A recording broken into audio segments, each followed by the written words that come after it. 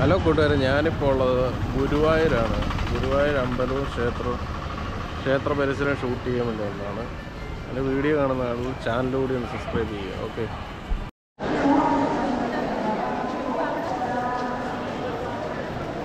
ഗുരുവായൂരാണുള്ളത്.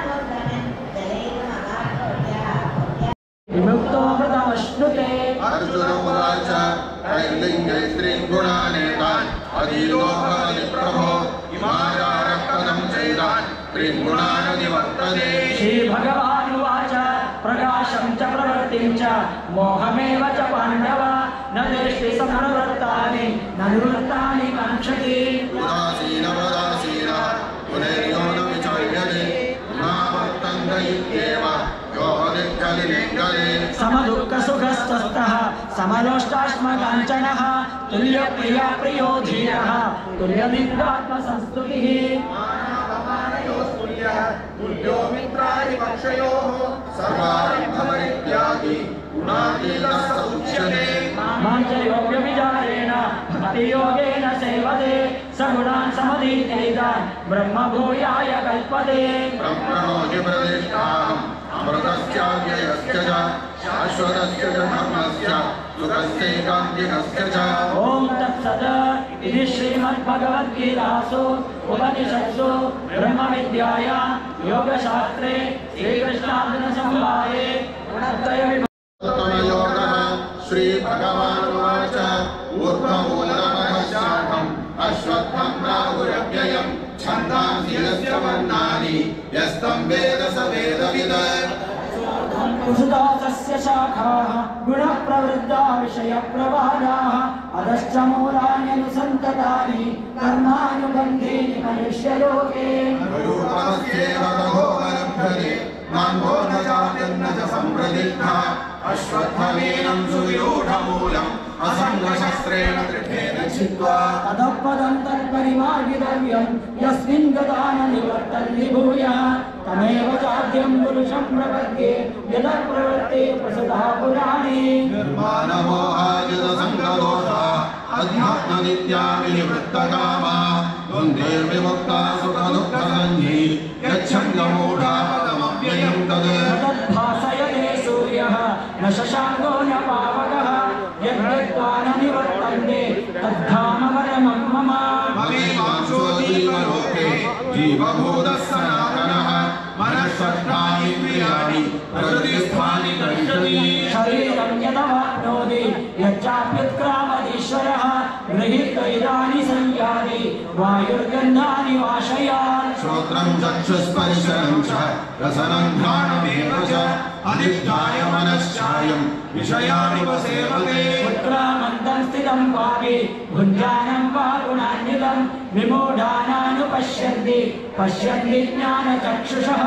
योगं वादिनश्चैनं पश्यन्तात्मन्यवस्थितं यदन्तो विकृतात्मानः नैनं पश्यन्त चेतसः यदादित्यगतं तेजः जगद्भासयदेखिलं यच्चन्द्रमसि यच्चाग्नौ तत्तेजो विद्धि मामकम् गामाविश्यभूतानि धारयाम्यहमोजसा पुष्णामि चौषधी सर्वा सोमो भूत्वा रसात्मकः अहं वैश्वानरो भूत्वा प्राणिनां देहमाश्रितः प्राणावानसमायुक्तः पचाम्यन्नं चतुर्विधम् सर्वस्य जातं कृति सन्निविष्टः मत्तस्मृतिज्ञानमभोहनं च वेदेश सर्वैरहमेव वेद्यः वेदान्तऋग्वेदविदेव चाहम् द्वाविमौ पुरुषौ लोके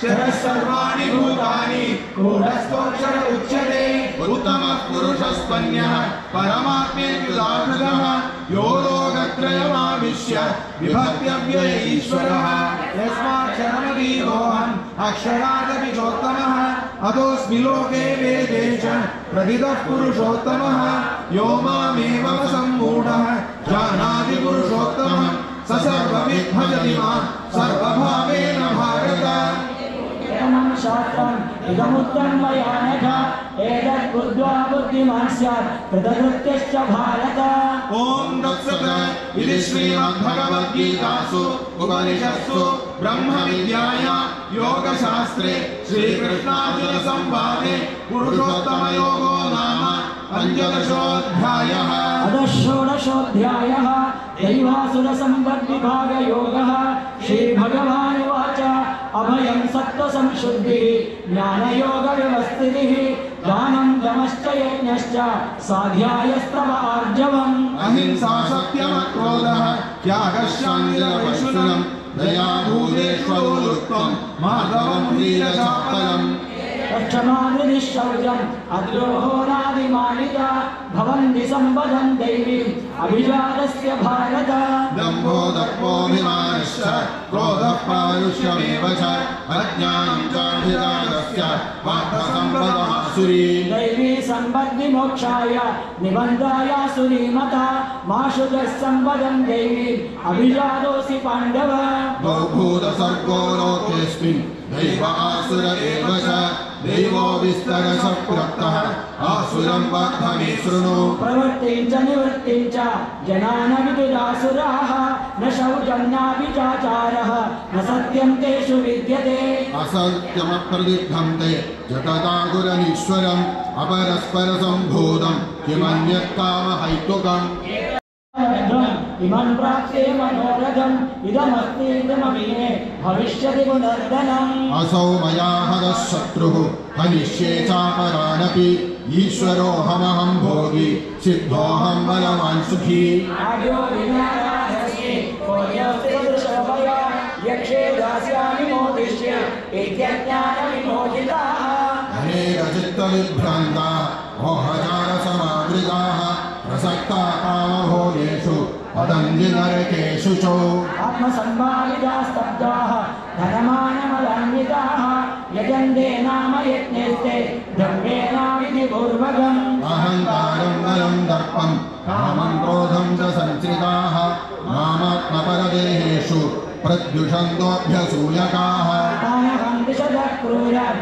संसारेषु नराधमान् क्षिपाम्यतस्त्वमशुभान् आसुरीष्वेव योनिषु आसुरीं योनिमापन्नाः मूढा जन्मनि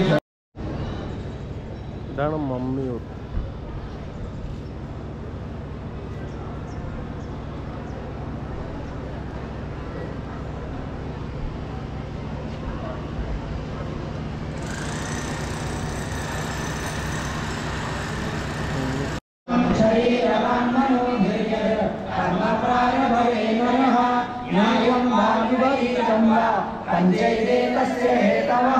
तत्रैवं सविकर्तारम् आत्मानं केवलं तु यः पश्यत्यकृतबुद्धित्वा न स पश्यति दुर्मतिः यस्य नाहं कृतो भावः बुद्धिरस्य हत्वा विषयमान् लोकान् न हन्ति न निबध्यते ज्ञानं ज्ञेयं परिज्ञातः विविधा कर्मचोदना करणं कर्म कर्तेति विविधः कर्म संग्रहः ज्ञानं कर्म कर्ता च तथैव गुणभेदः ज्ञाने यदा वत्सृणुतान्यपि सर्वभूतेषु येनैकं भावमव्ययमीक्षते अविभक्तं विभक्तेषु तज्ज्ञानं विद्धि सात्विकम् प्रदत्तेन तु यज्ञानं नानाभावान् प्रदग्धिरान् एति सर्वेषु भूतेषु तज्ज्ञानं विद्धि राजसम् यत्तु कृष्णपदे कस्मिन् कार्ये सक्तमहैतुकम् अदत्तार्थवदल्पं च तत्तामसमुदाकृतम् नियतं सङ्गरहितम् अरागद्वेषकर्तृकम् अभयप्रेप्सुना कर्म यत्तत्सात्विकमुच्यते यत्तु कामेप्सुना कर्म साहङ्गारेण वा पुनः क्रियते बहुरायासम् तद्राजसमुदाकृतम् अनुबन्धं क्षयं हिंसाम् अनवेक्षकपौरुषं मोहादारभ्यते कर्म यत्तत्सामसमुच्यते मुक्तसङ्गोरहं वारि धृत्युत्साहसमन्वितः सिद्ध्यसिद्ध्यो निर्विकारः कर्ता सात्विक उच्यते रागी कर्मफलप्रेप्सु लुब्धो हिंसात्मको शुचिः हर्षशोकान्वितकर्ता राजसः परिकीर्तितः अयुक्तप्राकृतस्तब्धः षठो निष्कृतिकोलसः विषारी दीर्घसूत्री च कर्ता तामस उच्यते बुद्धेर्वेदं हृदेश्चैव गुणस्तत्त्रिदं शृणु प्रोच्यमानमशेषेण पृथक्त्वेन धनञ्जय प्रवृत्तिं च निवृत्तिं च कार्याकार्ये भयाभये बन्धं मोक्षं च या वेत्ति बुद्धिः सा पार्थ सात्विकी मम धर्मं च कार्यं च कार्यमेव च अयाधावत् प्रजानाति बुद्धिस्सा पार्थ राजसी अधर्मं धर्ममिधिया मन्यते तमसावृता सर्वार्थान् विपरीताश्च बुद्धिः सा पार्थ तामसी धृत्यायया धारयते मनःप्राणेन्द्रियक्रियाः योगेन व्यभिचारिण्या बुद्धिस्सा पार्थ सात्विकी जया तु धर्मकामार्थान् धृत्या धारयत्यर्जुन प्रसङ्गेन फलाकाङ्क्षी धृतिः सा पार्थ राजसी यया स्वप्नं भयं शोकं विषादं मदमेव च न विमुञ्चति दुर्मेधाः बुद्धिस्सा पार्थ तामसी सुखं कृतानीन्द्रियं शृणु मे भरतर्षभ अभ्यासात्मरते यत्र दुःखान्तं च निगच्छति यत्तदग्रे विषमिव परिणामे भूतोपमं तत्सुखं सात्विकं प्रोक्तम् आत्मबुद्धिप्रसादजम् विषयेन्द्रियसंयोग यत्तदग्रे मृतोपमम् परिणामे विषमिव तत्सुखं राजसंस्कृतम् यदग्रे चानुबन्धे च सुखं मोहनमात्मनः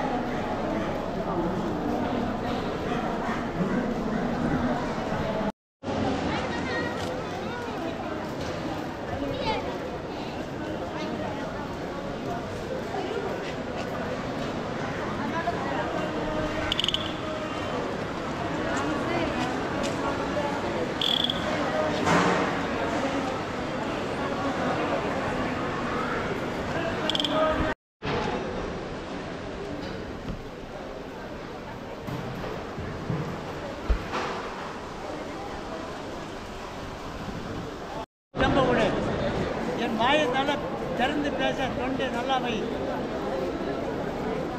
நான் திருப்பதி போகணும், பழனி வரணும், ஐயப்பன் அடைய தரிசனம் பண்ணணும், நடராஜ பெருமான் அருள் அடையணும், எல்லாருக்கும் நல்லா இருக்கணும்.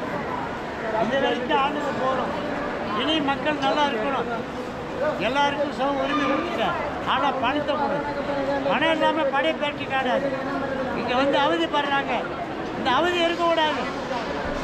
ஏன் இங்கே வந்தாங்க, எப்படி வந்தாங்க, எதுக்கு இருக்காங்கன்னு தெரியல. ராவ பகலாக கஷ்டப்படுறாங்க, உள்ள குட்டியோடு வந்து கஷ்டப்படுது. ஏன் படுதுன்னு தெரியல. எந்த கோயிலும் இப்படி இல்லை, இந்த கோயிலில் மட்டும் இப்படி மக்கள் கஷ்டப்படுது. சாமியை தரிசனம் பண்ண முடியல, கட்டுப்பாடு இல்லை, பாதுகாப்பு இல்லை, ஒன்றும் இல்லை. ஒன்றும் இல்லாதவங்களுக்கு எதுக்கு வரணும்? யார் ஒன்று வரணும்னா ஏன் இப்படி கஷ்டப்படணும்? அருள் இல்லாதவருக்கு அவ்வளவு இல்லை, பொருள் இல்லாதவருக்கு இந்த உலகம் இல்லை. அதில் அதில் கூட பொருள் கூட எல்லாம் சுவாசம் வழி இந்த படம் எடுக்காதே நல்ல வழியை காட்டும். ஓ நமசிவாய். நடராஜா நான் ஊருக்கு வரலையா, 3 மாதம் ஆகுது. 3 நாளைக்கு சோறு போட முடியாத கோயில் மாச கணக்கில் வச்சுட்டு ரொம்ப பண்ணிட்டு என் காரியம்